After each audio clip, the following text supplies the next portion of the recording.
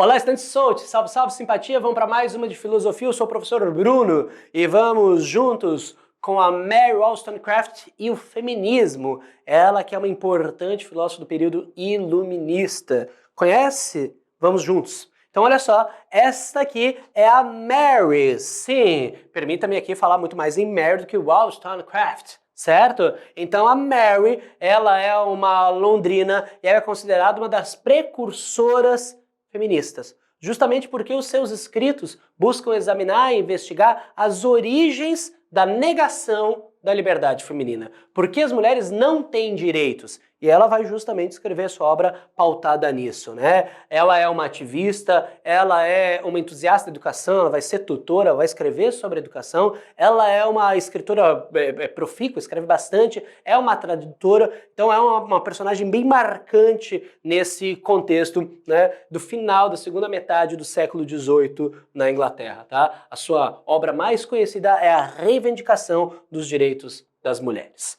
Muito bem, vamos lá. Então, para entender um pouquinho mais, sobretudo porque, em geral, figuras femininas na filosofia são apagadas, são silenciadas ou, no mínimo, marginalizadas, é importante que a gente trabalhe um pouco da biografia da Mary, tá? Ela recebe uma educação típica do que seria das classes médias, dos profissionais medianos da Inglaterra do século XVIII, auge da Revolução Industrial, certo? Mas ela vai ter um gosto muito grande pela leitura e ela vai ficar marcada a ideia de que ela devora livros e livros e livros.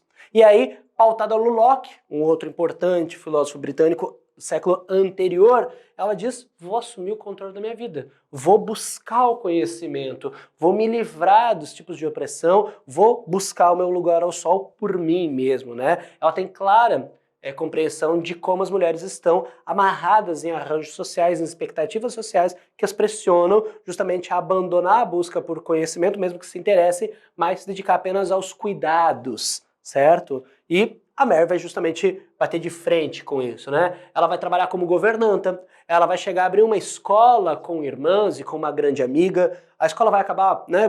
Durante um tempo a escola existe, mas depois ela acaba findando. Mas essa experiência educacional vai deixar muitas marcas, inclusive em escritos, tá? Na sua carreira como escritora, ela vai escrever obras pedagógicas, mas vai escrever também obras políticas, né? É curioso que ela escreve duas obras com título semelhante. Logo que eclode a Revolução Francesa, no ano seguinte, ela escreve a Reivindicação dos Direitos dos Homens. E logo depois, ela escreve a Reivindicação dos Direitos das Mulheres, né? Justamente questionando por que as mulheres não têm o direito. Essa sua obra mais conhecida, né? O primeiro grito feminista, diz essa edição aqui, né? Então, a Mary tem uma grande produção intelectual, isso deve ser valorizado. Ela escreve várias obras, ela escreve desde uma espécie de contos infantis, manuais de conduta, sobre a educação das crianças, mas também tem um engajamento político muito forte, falando sobre a racionalidade, falando sobre a importância da educação, a importância justamente de você incentivar a busca pelo conhecimento, tá? Escreve em primeira pessoa, e duas das suas obras mais conhecidas, ela justamente está respondendo a autores, né? Está rebatendo outros argumentos de homens, certo? Então, tanto a sua obra pedagógica quanto a sua obra política são significativas, tá? Das obras pedagógicas, destacamos algumas. A primeira, Pensamentos sobre a Educação das Filhas. E aí ela vai abordando como educar crianças. E aqui, um ponto fundamental é que ela rechaça, ela nega a conduta padrão da época, que é a da dama adequada.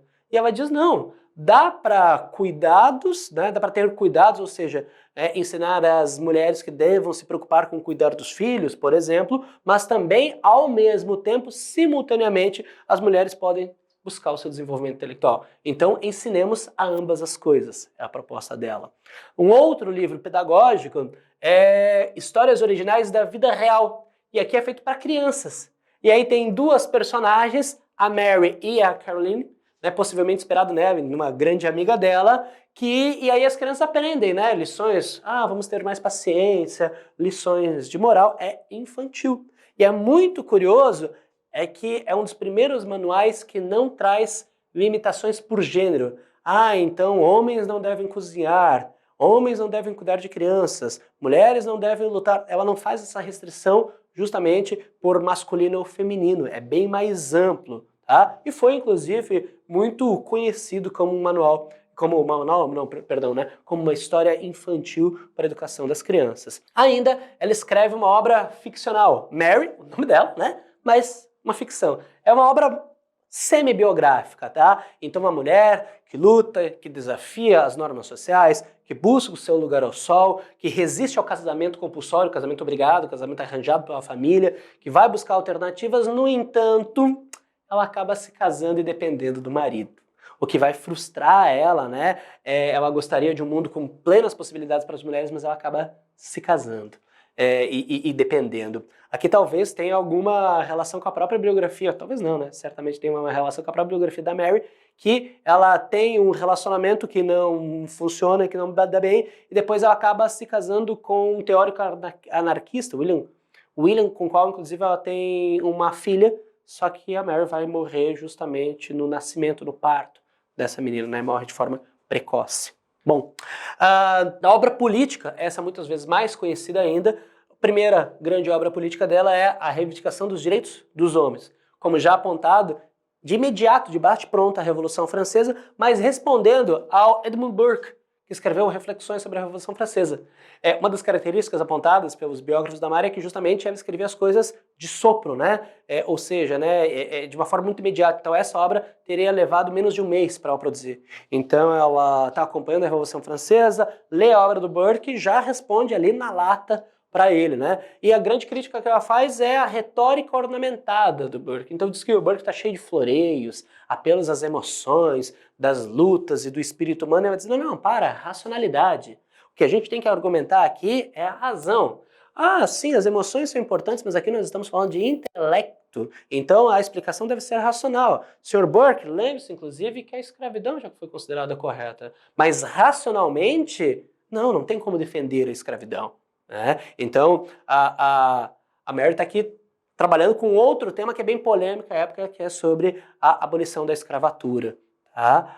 Aí, posteriormente, 2 anos depois, ela escreve a Reivindicação dos Direitos da Mulher.